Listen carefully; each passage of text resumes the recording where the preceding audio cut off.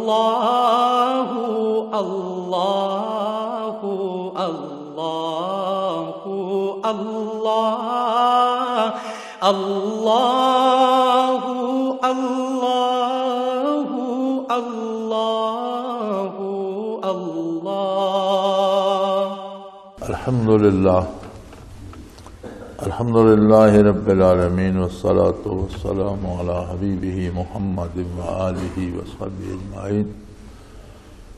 اعوذ باللہ من الشیطان الرجیم، بسم اللہ الرحمن الرحیم۔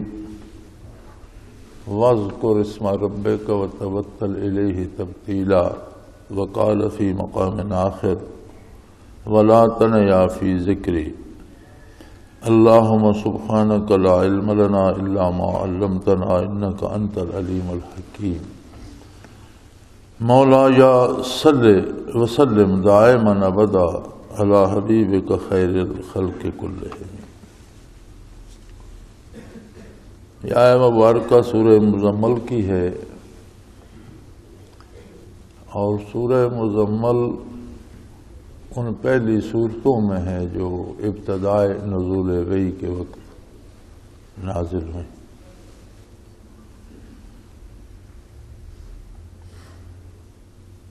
اس میں جو حکم دیا گیا ہے یہ بڑی عجیب اور بڑی نازک اور بڑی سمجھنے والی صورتحال ہے کہ انبیاء تخلیقی طور پر نبی ہوتے ہیں، حادثاتی طور پر نہیں بنتے۔ نبیوں کو اللہ نے تخلیق ہی بحیثیت نبی کیا ہے، اور حضور صلی اللہ علیہ وسلم کی عظمت بھی روز اول سے ہے۔ اور جب بنی نوع انسان سے اللہ کریم نے اپنی عظمت کا وعدہ لیا تو 7 انبیاء سے حضور اکرم صلی اللہ علیہ وسلم کے اتباع، اطاعت اور تعاون کا عہد بھی یوم الست کو ہوا۔ اس کا مطلب ہے نبی الست سے نبی ہیں،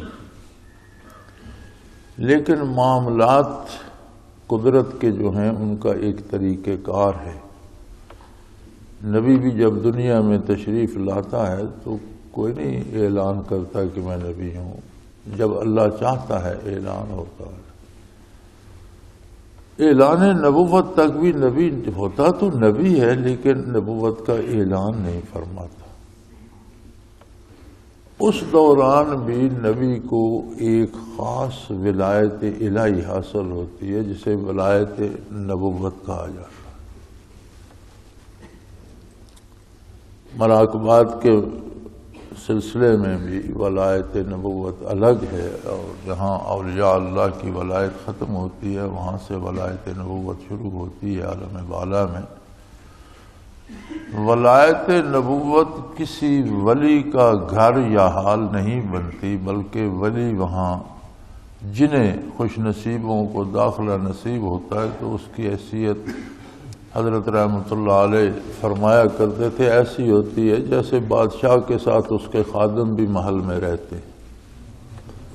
محل تو بادشاہ کا ہی ہوتا ہے، لیکن اس کے نوکر چاکر، اس کے باڈی گارڈ، اس کے خادم سارے محل میں رہتے ہیں۔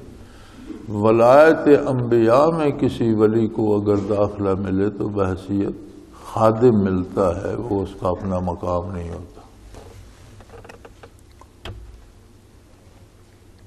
اس کا مطلب یہ ہے کہ نبی کا وجود تو تخلیقی طور پر اگر نبی ہے تو پھر ذاکر ہے، غفلت کا تو سوال پیدا نہیں ہوتا۔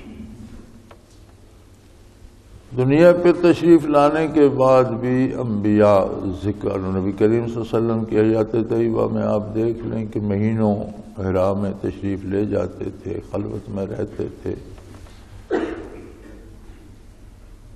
تو ذکر ہی کرتے تھے، اللہ اللہ ہی کرتے تھے۔ پھر جب نبی مبعوث ہو گئے اور نبوت کا تاج پہنا دیا گیا، لوگوں کو بھی اعلان نبوت ہو گیا، تو نبی کا وجود مبارک تو پوری امت کے وجودوں کو ذاکر کرنے کی صلاحیت دے کر مبعوث کیا جاتا ہے۔ جو نبی جتنی مخلوق کی طرف اور جتنے زمانے کے لیے مبعوث ہوا، اس زمانے کے ہر سوال کا جواب اس کو عطا کیا گیا، اس زمانے کی ہر نیکی کی خبر دی گئی، ہر برائی سے آگاہ کیا گیا، اور ہر اس وجود کو اگر وہ سارے وجود ایمان لے آئیں تو سب کو منور کرنے کی توفیق اسے عطا کی گئی، استعداد عطا کی۔ آقا نامدار صلی اللہ علیہ وسلم جب مبعوث ہوئے تو آپ بعثت عالی سے لے کر قیامت تک کی ساری انسانیت کے لیے مبعوث۔ یا ایھا الناس انی رسول اللہ الیکم جمیعا، اے اولاد آدم تم جہاں تک ہو اور جب تک ہو میں تم سب کے لیے رسول۔ اس کا مطلب ہے کہ قیامت تک آنے والی انسانیت ساری اسلام قبول کر لے، ساری ذکر شروع کر دے تو سب کے دلوں کو، سب کے وجودوں کو، سب کو منور کرنے کی طاقت نبی کریم صلی اللہ علیہ وسلم کی ذات عالی میں موجود ہے۔ اب جو ذات کائنات کو ذاکر کر سکتی ہے اسے حکم دیا جا رہا ہے وَاذْكُرِ اسْمَ رَبِّكَ، اپنے پروردگار کے نام نامی کا، اس میں ذات کا ذکر کیجئے، اللہ اللہ اللہ کیجئے، اور اس حد تک کیجئے وَتَبَتَّلْ إِلَيْهِ تَبْتِيلًا کہ صرف اللہ رہ جائے دل میں بھی دماغ میں بھی، کوئی دوسری چیز نہ رہی، اتنی کو کثرت سے کرے۔ سوال یہ پیدا ہوتا ہے کہ نبی جو لباس زیب تن فرماتا ہے وہ ذاکر، اس کا تار تار ذاکر ہو جاتا ہے۔ نبی جو نالین مبارک استعمال کرتا ہے اس کا ذرا ذرا ذاکر ہو جاتا ہے۔ نبی جو بستر استعمال کرتا ہے ذاکر ہو جاتا ہے۔ آپ جانتے ہیں حضرت ابو سفیان قبول اسلام سے پہلے جب مدینہ منورہ حاضر ہوئے کہ مشرکین مکہ نے عہد توڑ دیا ہے تو میں اس کو بحال کرنے آیا ہوں، تو ان کی صاحبزادی حضور صلی اللہ علیہ وسلم کے نکاح میں جو تھی بیٹی کے گھر گئے، تو جب بیٹھنے لگے تو انہوں نے کہا ٹھہر جاؤ، تو انہوں نے بستر لپیٹ کر ایک طرف کر دیا۔ تو انہوں نے فرمایا بیٹا میں رؤسائے مکہ میں سے ہوں، تو یہ تو ایک عام سا بستر ہے، یہ تو ویسے بھی میرے بیٹھنے کے لائق نہیں ہے، میں امرائے مکہ میں سے ہوں، رؤسائے مکہ میں سے ہوں اور سرداران قریش میں سے ہوں، تو نے یہ بھی لپیٹ دیا۔ انہوں نے فرمایا بابا یہ بستر اللہ کے رسول کا ہے اور آپ ابھی ایمان نہیں لائے، یعنی وہ بستر بھی ذاکر ہے اور ایمان نہ لانے کی صورت میں آپ کو اس پر بیٹھنے کا حق نہیں ہے۔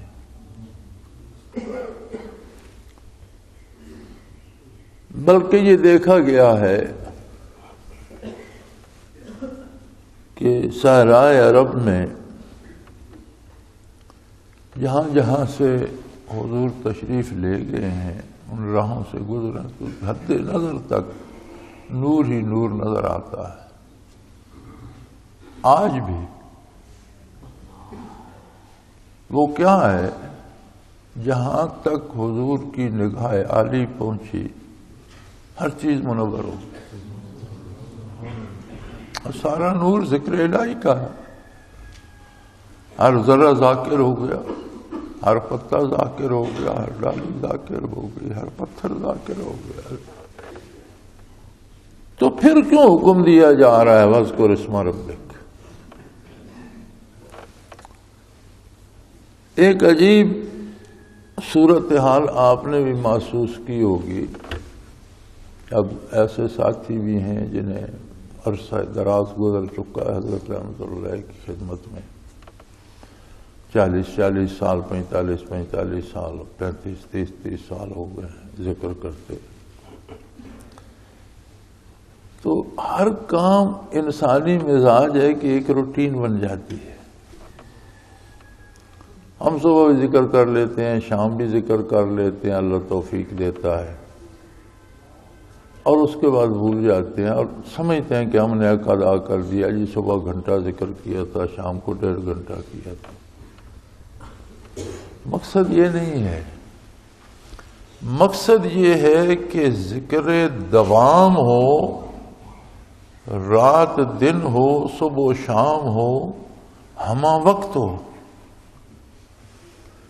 اب یہ ہمہ وقت جو ہے، ایک تو ہے کہ وجود کی روٹین بن گئی، جی وجود کے ذرات ذاکر ہو گئے، وہ کرتے رہتے ہیں، کرتے رہے. لیکن فرمایا اس میں تیرے ارادے کو بھی دخل ہو، تو اپنی مرضی سے بھی ذکر کر. وجود کا ذاکر ہو جانا، ذرے ذرے کا ذاکر ہو جانا ایک اور بات ہے، وہ اللہ کی عطا ہے. لیکن اے مخاطب، تو نے کتنی دیر اپنے ارادے سے ذکر کیا؟ کیا تو اسی روٹین پر بس کر گیا یا ہمہ وقت متوجہ ہو کر ذکر کرتا بھی ہے؟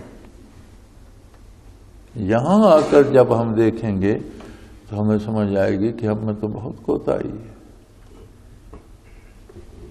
ہم تو اپنے معمولات کو وہی صبح شام پہ سمجھتے ہیں، چاہے چلو صبح رہ گیا شام کر لیا، شام رہ گیا صبح کر لیا. تو یہ وقت کام اس طرح کرنے کا تو نہیں ہے. اور حکم دیا جا رہا ہے آقا نامدار صلی اللہ علیہ وسلم کو، حالانکہ آپ عمدن بھی ہر حال میں ہر وقت ذکر فرماتے. حضرت عائشہ رضی اللہ عنہ کی روایت میں ہے، انہا کی روایت میں ہے، جب کسی نے پوچھا کہ حضور کس وقت ذکر فرماتے تھے، علی کل احیان، ہر حال میں حضور ذکر فرماتے تھے. کھانا کھا رہے ہیں، بیٹھے ہیں، بات کر رہے ہیں، لیکن ذکر کرتے رہتے. ہر علی کل احیان، ہر صورت حال میں آپ ذکر فرماتے. اس کے باوجود حکم ہو رہا ہے. اور اس کی پہلی ما سبق آیات کو پڑھیں کہ اے میرے حبیب راتوں کو اٹھ جاؤ، آدھی رات یا اس سے کم یا زیادہ. اور یہ بھی پتہ ہے کہ راتوں کو اٹھنا بڑا دشوار ہے. دریں حالت کہ ان لک فی النہار سبحا طویلا، دریں حال کہ سارا دن آپ بہت مشقت فرماتے ہیں، کفار سے مناظرہ و مجادلہ، پھر تکلیفیں اٹھانا، ایذائیں برداشت کرنا، سارے دن کے تھکے ہارے ہوتے ہیں. لیکن رات کو اٹھ جائیں، پھر بھی اٹھ جائیں اور ذکر کریں اپنے رب کے نام کا. اور اس طرح کریں کہ صرف اللہ یاد رہ جائے، کوئی چیز یاد نہ رہے.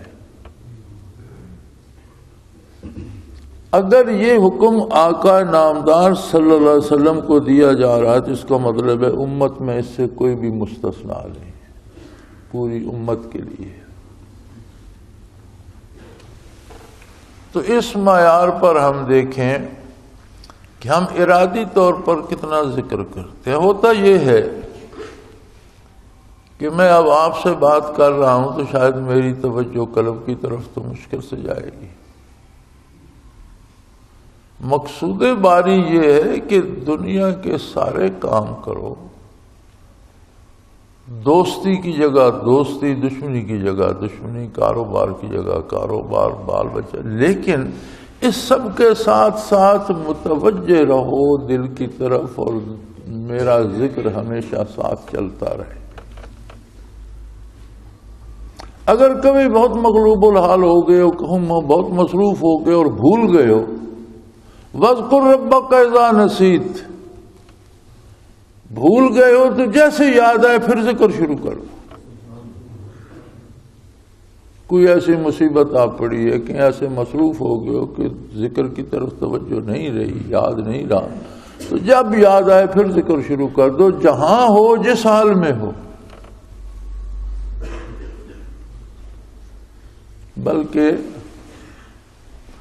این حالت جنگ میں جب آگ و آہن کی، آتش و آہن کی بارش برس رہی ہو اور سر تن سے جدا ہو رہے ہوں اور خون کے فوارے ابل رہے ہیں، فرماتا ہے اذا لقیتم فئۃ فاثبتوا، اگر کسی مخالف سے مقابلہ ہے فاثبتوا، جم کر لڑو.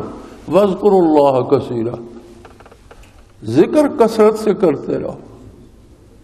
تلوار چلتی رہے، گولی چلاتے رہو، بم گرتے رہیں، لیکن ذکر کو نہیں چھوڑو، ذکر کرتے رہو، لڑتے رہو۔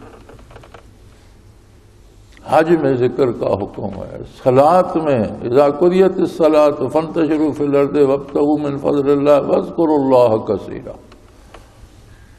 صلاۃ ختم ہو گئی، جاؤ اپنا کاروبار کرو، لیکن ذکر کثرت سے کرتے رہو۔ حتیٰ کہ دوسری آیہ کریمہ جو میں نے تلاوت کرنے کی سعادت حاصل کی ہے، موسیٰ علی نبینا علیہ الصلوۃ والسلام اور حضرت ہارون علی نبینا علیہ الصلوۃ والسلام کو، دونوں بھائیوں کو نبی بنا کر فرعون کی طرف بھیجا، اور فرمایا اس سے بڑے مزے سے بات کرنا، فقولا لہ قولا لینا۔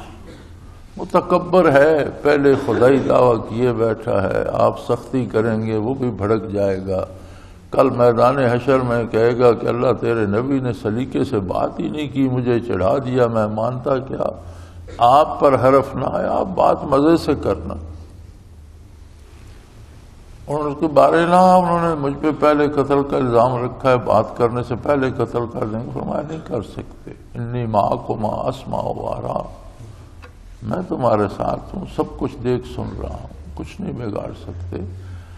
ہاں ایک بات، ولا تنیا فی ذکری، دونوں نبی ہیں، ان کے وجود ذاکر ہیں، پوری امت کو کے وجودوں کو ذاکر کرنے کی صلاحیت رکھتے ہیں، تو ذکر نبی سے بند تو نہیں ہوتا۔ لیکن ایک اتنا جابر و متکبر شخص جو دنیا میں خدائی دعویٰ کر کے بیٹھے اور سجدے کروا رہا ہے اور کسی کو دم مارنے کی جرت نہیں، اور اس کا عالی شان دربار اور لاؤ لشکر، تو یہ نہ ہو کہ آپ اس سے بات کریں تو آپ کی توجہ ساری اس طرف چلی جائے اور ذکر کی طرف توجہ کم ہو جائے، یہ نہیں۔ ولا تنیا فی ذکری، یہ نہیں کہا کہ میرا ذکر بھولیے گا، نہیں، فرمایا ذکر کی طرف توجہ کم نہ ہو، یعنی اولیت ذکر الہی کو ہو اور ثانوی درجے میں بات فرعون سے ہو رہی ہو، آپ کی توجہ پوری میرے ذکر کی طرف ہو، فرعون کے ساتھ بات ثانوی درجے میں ہو رہی۔ تو اب یہاں ہم اپنے دنیاوی کاروبار اور اپنے مصروفیات کو لائیں تو ان کی کیا حیثیت بنتی؟ تو ان میں پڑھ کر اگر ہم سے ذکر کی طرف توجہ کم ہو جائے تو یہ تو بات نہ بنے، اور ہم اکثر اسی کا شکار رہتے ہیں۔ سارا دن گزر جاتا ہے، ہمیں یاد ہی نہیں ہوتا۔ بڑے خوش نصیب ہیں وہ جنہیں پھر شام کا ذکر بھی مل جاتا ہے، اکثریت کا وہ بھی رہ جائے، کہتے ہیں آج ذکر رہ گیا کل کر لیں گے، آج کھانا تو نہیں رہا، آج کی چائے تو نہیں چھوٹی، آج کا کوئی دنیاوی کام تو نہیں چھوٹا، تو ذکر کیوں چھوٹ گیا؟ پھر یہ جو روٹین کے اوقات ہیں، سحری کا، شام کا، الحمدللہ، لیکن اس کے علاوہ بھی رات دن میں سارے کام کرو، جائز طریقے سے کرو، جائز کام کرو۔ شریعت نے منع نہیں فرمایا، اچھی روزی کماؤ، اچھا کھاؤ، اچھا پہنو، بال بچوں کو پڑھاؤ، ان کی تربیت کرو، ان کی صحت کا خیال رکھو، کاروبار کرو، ملازمت کرو، مزدوری کرو، کاشتکاری کرو، لیکن ہر کام کرتے ہوئے مقصود کتاب یہ ہے کہ زیادہ توجہ ذکر کی طرف ہو، اولیت یاد الہی کو، اور ثانوی درجے میں کام ہو رہا۔ تو اب ہم میں سے ہر کوئی اپنا اندازہ کر سکتا ہے کہ کیا ایسا ہم کر سکتے ہیں۔ میں سمجھتا ہوں کہ ہم نے تو یہ سوچا بھی کبھی نہیں۔ ہم تو یہ سمجھتے ہیں کہ 2-4 منٹ جو ذکر کو دیتے ہیں وہی کافی ہیں۔ خواجہ معین الدین چشتی اجمیری رحمۃ اللہ تعالی علیہ، ان کا ایک حجرہ یہاں حضرت علی الاجویری رحمۃ اللہ علیہ کے مزار پہ بھی ہے، جہاں انہوں نے کچھ دیر مراقب رہے اور توجہ حاصل کی حضرت علی الاجویری رحمۃ اللہ علیہ سے۔ تو وہ ان کے مقبرے کے مقابلے میں ایک اسی طرح کا روضہ بنا ہوا ہے، جو ان کے نام سے مشہور ہے، اور یہ شعر بھی غالباً انہوں نے ہی کہا تھا حصول فیض کے بعد: گنج بخش فیض عالم مظہر نور خدا، ناکساں را پیر کامل کاملاں را رہنما۔ تو یہاں سے اجمیر چلے گئے، جب یہاں وہ مراکب رہے اور حضرت سے برکات حاصل کی اور مراقبات کیے، تو اس وقت ان کی عمر مبارک 90 سال تھی۔ اجمیر میں 30 برس رہے، وقت وفات آپ کی عمر مبارک 120 برس تھی۔ جو میں عرض کرنا چاہتا تھا، ایک دن باتوں میں حضرت رحمۃ اللہ علیہ کے جب تھوڑے ساتھی ہوتے تھے تو یہ باتیں بہت چلتی تھیں، پھر بہت بھی آ گئے تو پھر بھی چلتی رہتی تھیں، لیکن اس کثرت سے نہیں۔ تو حضرت نے کسی ساتھی سے فرمایا کہ یار خواجہ صاحب سے پوچھو تو صحیح کہ حضرت آپ نے یہ جو معمولات لطائف جو کرتے ہیں، معمولات جو ہم کرتے ہیں، تو یہ کتنا عرصہ کیے تھے؟ مناظر تو ان کے بہت بلند تھے، تو یہ عالم امر تک ان کے مناظر بالا میں تشریف رکھتے تھے، تو یہ لطائف کتنا عرصہ کیے؟ چونکہ پھر چھوٹ جاتے ہیں۔ تو انہوں نے فرمایا کہ مرض الموت میں 4 دن مجھ سے چھوٹ گئے تھے۔ موت جس مرض سے میری ہوئی، مرض کی شدت کی وجہ سے 4 دن میں معمول نہیں کر سکا، باقی میں نے عمر بھر لطائف نہیں چھوڑا۔ 4 دن مجھے ہوش نہیں تھا، یا طاقت نہیں تھی، یا کمزوری تھی۔ مرض الموت میں 4 دن مجھ سے چھوٹ گئے تھے۔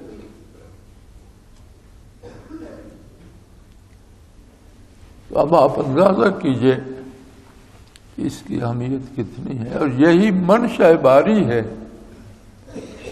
وَاذْكُرِ اسْمَ رَبِّكَ وَتَبَتَّلْ إِلَيْهِ تَبْتِيلًا وَلَا تَنْسَ فِي ذِكْرِهِ وَاذْكُرْ رَبَّكَ إِذَا نَسِيتَ۔ ان آیات مبارکہ سے یہی مترشح ہوتا ہے کہ اللہ کو منظور یہی ہے، اللہ کی رضا اس میں ہے کہ ہم وقت کوئی کام بھی کرو لیکن ساتھ ذکر الہی کی طرف متوجہ رہو۔ اور کمزوری کی وجہ سے کبھی بھول گیا ہے، بس کو ربک کا اذا نسیت، بھول گیا، جب یاد آئے پھر شروع کر دو۔ تو ہم میں سے ہم جو بہت اہتمام بھی کرتے ہیں تو زیادہ سے زیادہ سحری اور مغرب کے ذکر کا کر لیتے ہیں، باقی سارا دن ہمیں خیال نہیں رہتا، بھول جاتے ہیں۔ تو میرے بھائی یہ صرف دوا نہیں ہے، ذکر الہی غذا بھی ہے۔ یہ صرف روح کے لیے دوا نہیں ہے، غذا بھی ہے۔ یہ آکسیجن ہے، یہ مادی غذا بھی نہیں ہے، یہ آکسیجن ہے۔ آکسیجن کے بغیر آپ کتنے لمحے زندہ رہ سکتے ہیں؟ اسی طرح دل اس کے بغیر زندہ نہیں رہتا۔ تو کوشش کریں صبح و شام پہ مطمئن نہ ہو جائیں، ایک آدھ وقت پہ مطمئن نہ ہو جائیں، آدھے گھنٹے 20 منٹوں یا 1 گھنٹے کے ذکر پہ مطمئن نہ ہو جائیں، بلکہ کوشش کریں کہ اپنے سارے لمحات کو ذکر سے منور رکھیں۔ جس محفل میں جائیں، جو کام کریں، ہر جائز کام کریں، لیکن ذکر کو بھولیں نہیں۔ ایک محنت بڑھا لیجئے ارادتاً۔ فطری طور پر تو انبیاء نہ صرف ذاکر ہوتے ہیں بلکہ ذاکر گر ہوتے ہیں۔ تو محنت کیجئے، اس طرف متوجہ ہوئیے اور اپنے سارے لمحات کو ذکر الہی سے روشن کیجئے۔ وآخر دعوانا ان الحمدللہ رب العالمین۔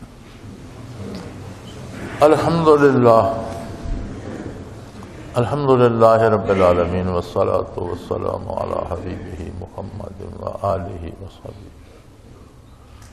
اللہم ربنا لا تقتلنا بغضبک ولا تہلکنا بعذابک واعف عنا قبل ذلک۔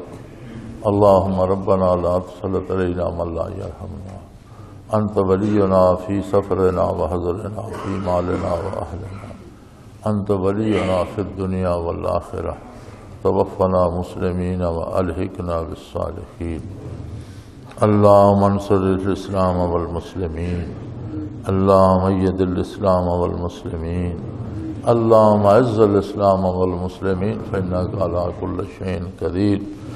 اللہ کریم ہمیں توفیق ذکر عطا فرما، اپنی یاد سے سینوں کو منور فرما۔ اللہم ربنا نور قلوبنا بنور المعرفت والایمان۔ یا اللہ ہمیں بخش دے، ہمارے والدین کو بخش دے، ہماری اولادوں کو بخش دے، ہمارے بہن بھائیوں کو بخش دے، ہمارے ملنے جلنے والوں کو بخش دے۔ عامت المسلمین پہ رحم فرما، سب کو ہدایت پہ جمع فرما۔ اللہ کریم اس ملک کو ہمیشہ قائم رکھ اور اس پر حق و صداقت کی حکومت قائم فرما، نیک لوگوں کو حکمران اور عادل حکمران عطا فرما۔ اللہم ربنا لا تؤاخذنا ان نسینا واخطأنا ربنا ولا تحمل علینا اصرا کما حملته على الذین من قبلنا ربنا ولا تحملنا ما لا طاقة لنا به واعف عنا واغفر لنا وارحمنا انت مولانا فانصرنا على القوم الكافرين وصلی اللہ تعالی علی حبیبہ محمد وآلہ وسلم۔ اللہ اللہ اللہ اللہ اللہ اللہ اللہ اللہ۔ حضرت امیر محمد اکرم آوان مد ذلہ العالی دارالعرفان منارہ ضلع چکوال میں سالہ سال سے قرآن و حدیث کے اوپر خطابات کر رہے ہیں اور سلسلہ نقشبندیہ اویسیہ کے مطابق لوگوں کو ذکر الہی کی تربیت دے رہے ہیں۔ وہ قرآن پاک کی تفسیر ترتیب وار بیان کر رہے ہیں۔ تفسیر قرآن کو وہ موجودہ ملکی اور بین الاقوامی حالات کے مطابق بیان کرتے ہیں۔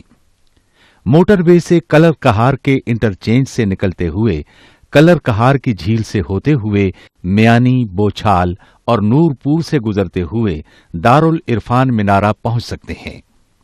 حضرت امیر محمد اکرم آوان نے بچیوں اور بچوں کی دینی اور دنیاوی تعلیم کے لیے سقارہ اکیڈمی کے نام سے ایک درسگاہ بھی قائم کی ہے، جس کا افتتاح ملک پاکستان کے صدر جنرل محمد ضیاء الحق نے اپنے دست مبارک سے کیا تھا۔ وہ تمام احباب جو اسلام کی طلب رکھتے ہیں ان سے گزارش ہے کہ دارالعرفان منارہ ضلع چکوال میں امیر محمد اکرم آوان صاحب کے خطابات سے مستفید ہوں۔ وہ ہر جمعے کو نماز سے پہلے بیان فرماتے ہیں۔ ہر ماہ کی پہلی اتوار کو ماہانہ اجتماع ہوتا ہے جس میں آپ خصوصی خطاب فرماتے ہیں اور پاکستان کے چاروں صوبوں سے احباب اس اجتماع میں شرکت کرتے ہیں۔ اس کے علاوہ یہاں سال میں 2 مرکزی اجتماعات بھی ہوتے ہیں، ایک رمضان المبارک میں اعتکاف کا اجتماع اور دوسرا جولائی اور اگست میں 40 دن کا اجتماع ہوتا ہے جس میں روحانی تربیت کی جاتی ہے۔ اپنا خون سیماب دے کر اتنا ہم کر جائیں گے، نام آقا کا چمن میں پھر رقم کر جائیں گے۔